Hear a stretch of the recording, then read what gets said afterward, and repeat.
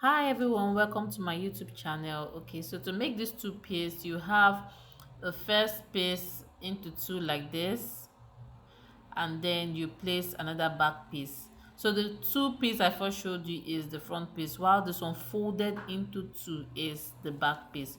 So you put it this way: the extra inches is for the button allowance. Okay, that area is for the button. So the full length I'm using is 14. Okay, and then for the neck width is I'm marking 2. Okay, go ahead and mark 2 for the width.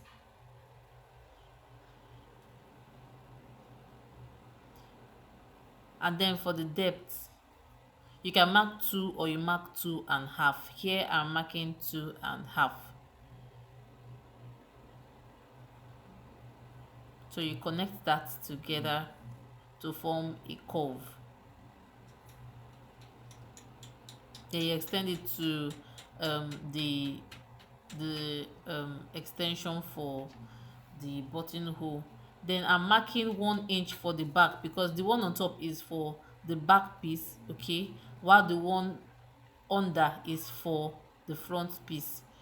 Okay, so I'll be cutting the back piece separate and then the front piece separate. Okay, so now I'm measuring that of the shoulder. The shoulder is 8 divided by 2 is 4, so I marked that. Then the chest, from that to the chest is 6, so you mark that, you connect it, and then you form a curve. Okay, that will serve as your armhole.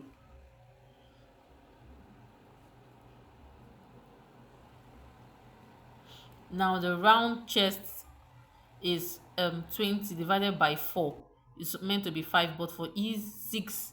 Then for the seam allowance 7, so that 7 is the full distance, the full length I have. Then you make your slope by going down by 0.5 inch. Okay, you connect that to the shoulder and then you do the cutting. I first of all cut the back piece, and now I'm cutting the front piece. See how I lifted the back piece up, so that you don't make that mistake of cutting through the back piece. Now go ahead and cut that off the armhole.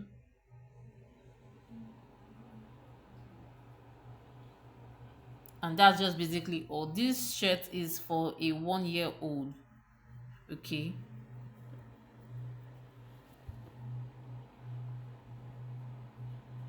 so just because I don't have more so much allowance for the shoulder, I didn't cut that out so that I can use it for my stitch, the stitch, the seam allowance. Now I'm just showing you how it's going to look. You see that 2 inches we left at the front piece.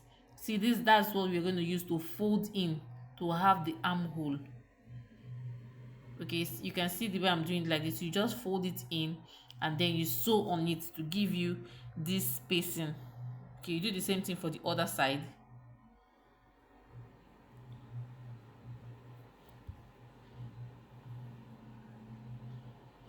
Okay, so what you do when you do that, you join the shoulder, the sides. Now for the short, the full length is 14. I'll be folding in 3 inches above for the band, and then 1 inch below for the stitch. Okay, so I'm working with 10 basically. So you first of all mark the full length, which is supposed to be 10. Okay, so you mark your crotch and then the hip. Round the hip divided by 4, you mark that. Then the crotch, you have the extension of say extra 1 or 2 inches, and then you mark that and connect the curve. If you don't understand, just go back a little, you follow. And then you go to the waist and then you mark the waist. Okay, divided by 2. Then you draw the line, connect it, and that's just all. Okay, sorry. And then the thigh measurement divided by 2, you connect that line down. This is for the front piece. This is for the front piece. The waist divided by 4, the thigh divided by 2, the hip, that is the bum bum with the pampers on, you divide it by 4, you mark it. The crotch, you add extra 1 to 2 inches and then you just connect it. That's just all.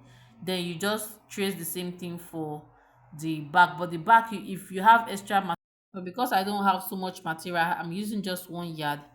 I just have to just add the extra 1 inch by the side and then I cut out. Now the front, the shirt is almost ready. You can see I've already joined the shoulder, did the down part. Sorry, I'm just too fast. It's just because of the timing. Okay. So after you've connected everything just as I have done, then you just measure around the neck. Okay, measure around the neck to get the full measurement, which is 14. You get another piece. This is to get the collar. Okay, 14, and then the depth 4. You fold it into 2, you close the sides, you turn it over, and then that is just all you need to turn the shirt.